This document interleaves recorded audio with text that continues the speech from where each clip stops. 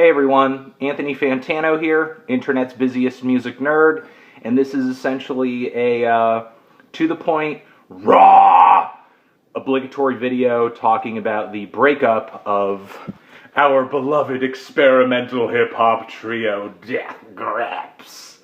I think I'm only making this video because a lot of people were just saying, Anthony, Death Grips broke up. What do you think of Death Grips? Are you okay? Are you depressed? Are you sad? No, I'm not really depressed. I'm not really sad. Death Grips died as they lived. They did what they wanted, when they wanted, how they wanted to do it. And if they want to break up, I have to totally respect that. Just like if they decide to get back together somewhere down the road, if that happens. Am I sad that I'm never possibly going to hear a new Death Grips album ever again? Not necessarily. I mean, I think they have a pretty solid discography so far. I think in the very short time that they were making music, they made some of the most bold, genre-pushing, envelope-pushing hip-hop of all time, you know? What else could you ask for other than for an artist to come out with music you love and come out with music that advances the art form of music and, you know, essentially creates music that is, in a lot of ways, entirely unique. So, no, you know, I'm not really sad that they're gone. You know, I think Death Grips came and did what they did, and, you know, I thank them for doing what they did in the way that they did it. You know, there were points when I felt slightly disappointed. There were points when, you know, I thought that they were embarking on some really ridiculous antics, but, you know, the fact that they were such a live wire musically and actually, you know, in the real world, in the music industry, is part of what made people so attracted to them in the first place. You know, this is just one more surprise that they've just sort of thrown in our laps. You know, it's funny. I remember seeing a tweet yesterday from Trent Reznor talking about how he's sorry that, you know, oh man, I really thought these guys could keep it together for this tour I've invited them on with Soundgarden. And you know, while it sucks for anybody who bought tickets, it sucks for Trent, it sucks for Soundgarden to have essentially gotten that promise, you know, and now Death Grips is not going to be playing any of those shows because upon breaking up they canceled all of the live dates that they had scheduled. However, they will still be coming out with the second half of their Powers That Be record, from what I read on this note that they posted up on their Facebook.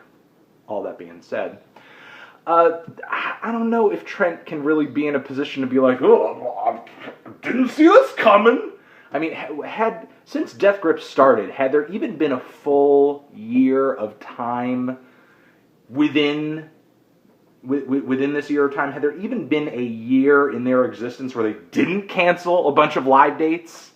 I may be wrong about that, but if my memory serves me correctly, they canceled live dates like every year, or just didn't show up to shows or something like that. So, I mean, as much as I loved their music and I loved them as a project, I don't know if I would ever book them for a show. I'm just saying. You know, there's a difference between enjoying their art and trusting them to sort of go in on like a business thing with. And you know, it's that unpredictability that I'm sure made people like Trent hear about Death Grips. I mean, yeah, of course they make great music, and I'm sure he wasn't, you know, totally just going gaga over the fact that they're so unpredictable. But, you know, what artist, what person out there doesn't actually want to be affiliated with the band that really, truly does not give a shit and really, truly does everything by its own rules and by its own logic? I feel like there are a lot of people out there in the industry that act like they're doing that, but they're not really, you know? And I feel like the reason that I feel that way is because there's so much predictability, you know, in how everybody's acting. in terms of artists in the industry. And of course there are artists out there who do want to play by the rules, and through that philosophy they are doing what they want to do. But Death Grips clearly came into music wanting to do what they wanted when they wanted, and that's how they finished off.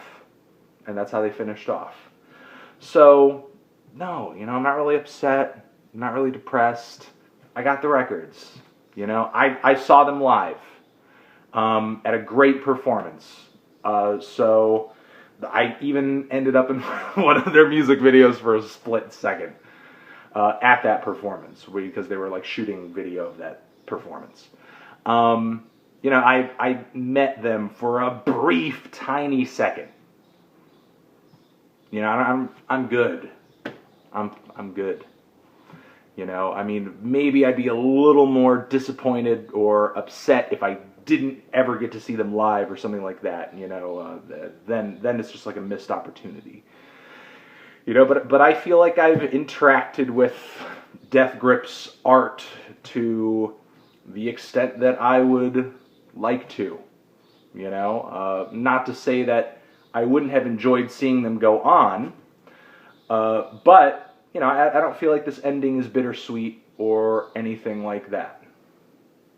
All of their moves have just been sudden and breakneck and quick, and we're doing it. And this is just in true Death Grips fashion. And funnily enough, if they decide to come back and say, we were screwing with you guys, that would kind of be in true Death Grips fashion as well. Because they're no strangers to totally messing with their fans. So, the only thing out of this that I think I could say would totally disappoint me is that if we never heard another piece of music from either Flatlander or Ride or Zach Hill ever again. I know Zach Hill's going to drop something in the future. He's just so prolific. He's always creating. He's always evolving. He's always doing something different, collaborating with somebody. I know I'll hear something from Zach. As far as Ride and Flatlander, I would love to hear music from them as well. And who knows, maybe they'll get back together with a different name or some stuff like that. That's possible as well. Maybe there'll just be a Hill and Ride project. Maybe it'll just be a Ride and Flatlander, or a Flatlander and Zach project, or something with the 3 of them and 5 other members, or something with just the 2 of them and 2 other new different members. Who the hell knows? There are tons of possibilities in the future. So, no, not really disappointed. I'm just happy that they did what they did in the time that they did it. And that's it. Bands break up. Artists stop making music. It's a circle of life. But, the music lives on. And that's, and if you really liked the music, then you don't really need anything else other than that. Cool? Cool. Love you. Sweaty. Death Grips. Breaking up. Forever.